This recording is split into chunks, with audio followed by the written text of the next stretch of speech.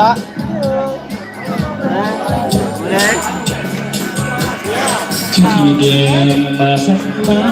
Ở đây. Dưới đây anh sang đây này. Ủa? chim én nằm mùa xuân xóa mơ miền ráo nam phố. Đau răng á? Thế là đau răng không ăn được đâu chứ?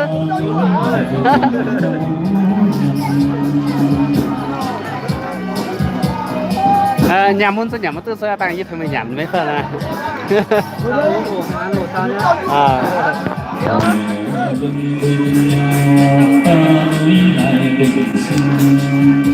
Ôi nay vừa tại tuần tra.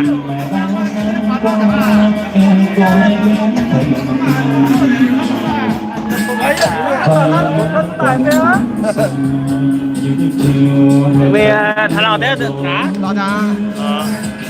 Coi cho bà. Có tôi nào quay vô. Qua từ nhà. Hả? Em nha. Ai đâu có quay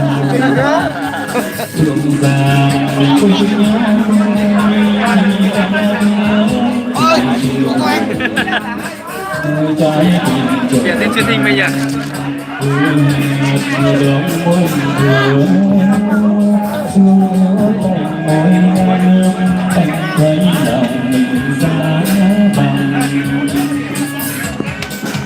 Không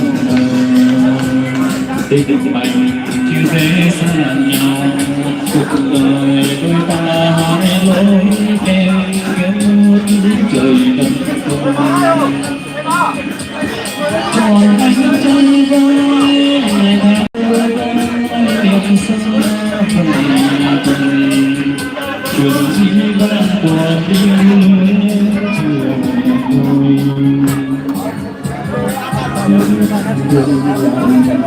Sẽ là nhớ tuổi tay đi vào thiên chúa em sẽ có số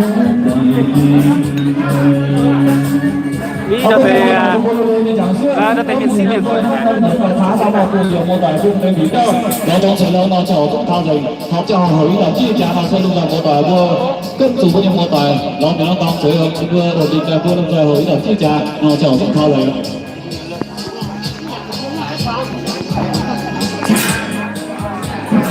Vâng, kính thưa quý vị, như vậy là một lần nữa, ban tổ chức tiếp tục chuyển lời những bài quý ông bà và vài nam nữ gần xa chúng ta thưởng thức và khẩn trương trở về hội trường cưới của gia đình nhà trai. Ôn đi chỗ ngồi để cùng nhau đảm bảo thời gian chúc phúc cho cuộc vui ngày hôm nay. Vâng, trang năm thì chọn lấy một ngày. Vâng, ngày hôm nay chúng ta cũng chỉ chọn đúng 1 giờ để chứng kiến buổi lễ thành hôn cho chú rể Xuân Du và cô dâu Hạ Thương ngày hôm nay. Như vậy là buổi lễ thành hôn thành công tốt đẹp. Quý vị cùng quý bà vài nam nữ gần xa đã tới đông đủ để đảm bảo thời gian của định chỗ ngồi để cùng nhau nhân chuyến chiều mừng để cùng cho hai bên gia đình cũng như là cùng cho người chú rể hạnh phúc may mắn cùng thời buổi thai. Vâng, kính thưa quý vị, như vậy là sau một thời gian tìm hiểu của cô dâu chú rể, vâng, chú rể Xuân Du và cô dâu Hạ Thương, như vậy là những liên quan đến đó để tìm hiểu cô dâu chú rể, như vậy là đã mất cả bao nhiêu công sức. Vâng, chú rể chúng ta đã từ Nam đến Bắc và từ Bắc đến Nam, từ Nam lên Bắc, từ Bắc lên Nam, bao nhiêu con gái hàng ngàn con gái để phải lòng với chú rể chúng ta, nhưng mà chú rể chúng ta cũng không phải lòng ai đó, chỉ có phải lòng cô gái là ở bên chỉ lấy lầu, đó là cô gái Mẫn tế này sẽ vừa yêu miền như tầm nhà. Như vậy là hôm nay chú rể chúng ta đã tìm kiếm những người mình yêu mến để trở về đến gia đình chúng ta. Biệt thể này giới thiệu muốn khai một vài như tôi món tầm nhà đồng thì bộ tập chỗ này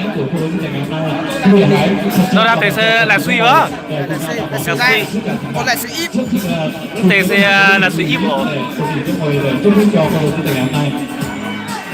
anh sao đâu mà tí này vừa yêu miền như Việt Nam này thế sẽ hàng sang xị thế đó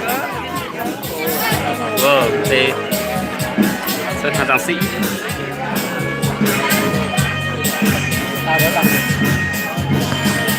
Bên này bên công ty đây.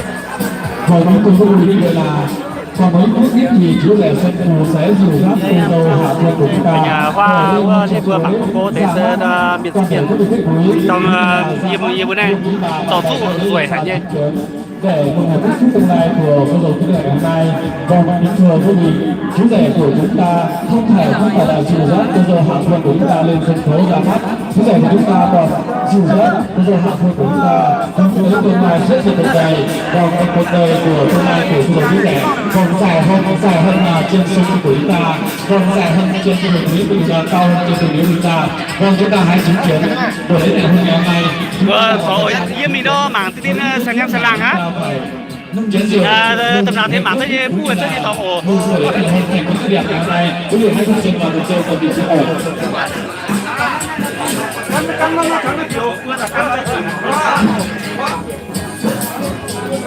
Ô, mình đã chưa vào à?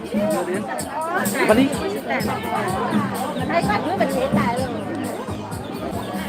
Vậy mà kèm biết là quá. Ya ini. Ini. Hết tí là nhà ọ.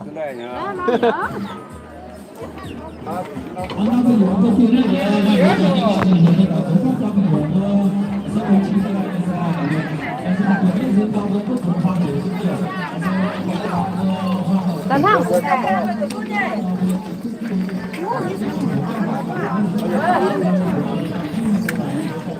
Hằng.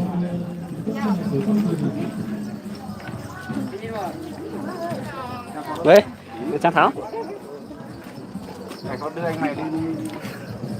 Đâu, chủ yếu là hai vợ chồng, chỉ yếu là cô dâu chú rể thôi.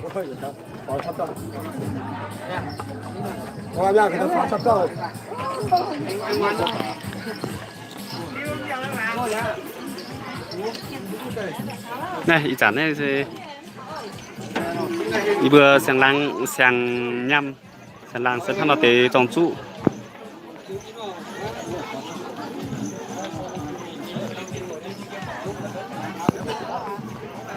Chiều tây liều chơi cả chán phun nếu vừa ít chi.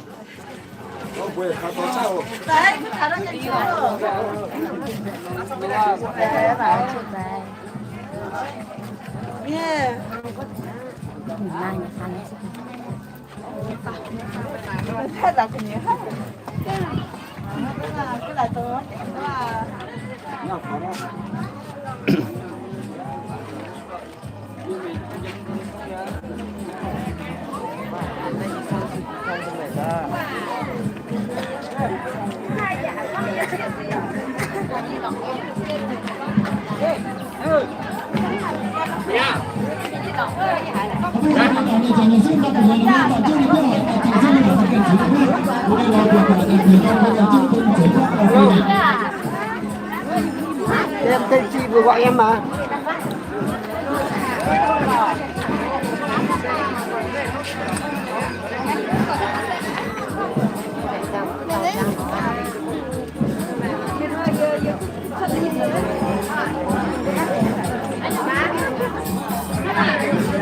Tôi thì bây giờ thôi là nhất là sẽ giúp được cho hải trạng.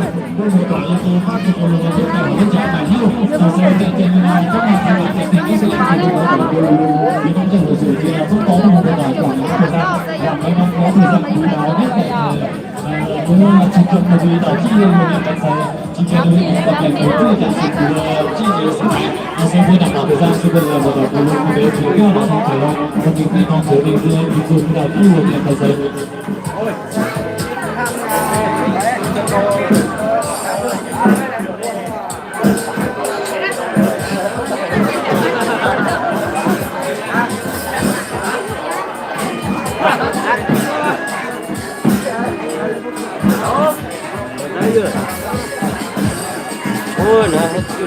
Vâng, một lần nữa tiếp tục truyền lời đến toàn thể quý vị và bạn bè nam nữ và xa. Anh tự nhiên hơn nào? Để ủng hộ ngồi để tiếp tục của quý vị ngày hôm nay. Còn những quý vị như vậy là sau một thời gian tìm hiểu của quý vị, còn những vậy là đã